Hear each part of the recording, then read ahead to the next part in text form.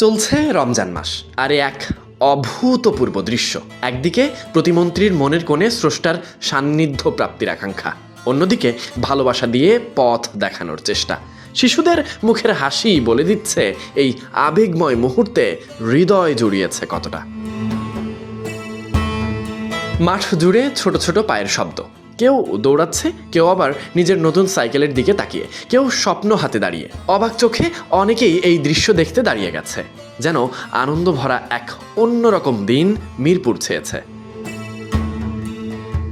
৩১৭ জন শিশু কিশোর যারা নিয়মিত এসেছিলেন নামাজ আদায়, আখিরি প্রাপ্তি পাবে সেটা তো আল্লাহর কাছে। তবে তার আগে দুনিয়াবি এই ছোট্ট উপহার তাকে খুশি করতে পারে, বেনামাজি থেকে নামাজি বানাতে পারে।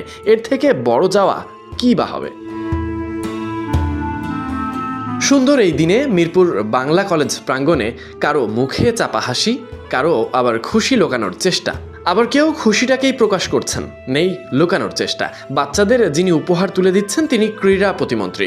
নামটা এতদিনে সবারই জানা, বাংলাদেশ জাতীয় ফুটবল দলের গোলরক্ষক আমিনুল হক।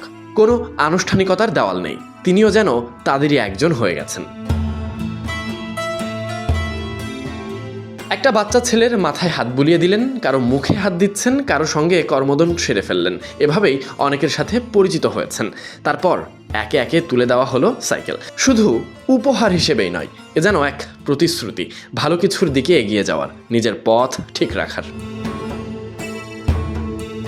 এই পুরো আয়োজনের পিছনে ছিল একটাই লক্ষ্য, নামাজের প্রতি ভালোবাসা তৈরি করা। কিন্তু সেটা কোনো চাপ দিয়ে নয়, বরং আনন্দ আর অনুপ্রেরণার মাধ্যমে। চারপাশের এই অস্থির সময়ে, মানে ফিতনা ফাসাদের এই যুগে, যেখানে ভুল পথে যাওয়ার সুযোগ বেশি থাকে, সেখানে এমন উদ্যোগ সত্যি আলাদা করে চোখে পড়ে। কারণ এখানে শিক্ষা আছে, কিন্তু সেটা কঠোরতার সঙ্গে নয়। এখানে দাওয়াত আছে, কিন্তু সেটা ভালোবাসায় মরানো। আর এমন একটা সুন্দর দৃশ্যের কেন্দ্রে অবস্থান করছেন আমিনুল হক আর তার সদিচ্ছা।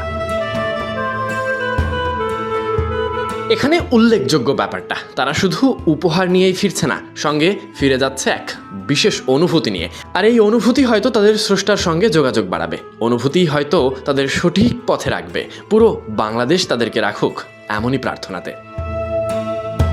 Sadiq Ahmed Sunny, BD cric time.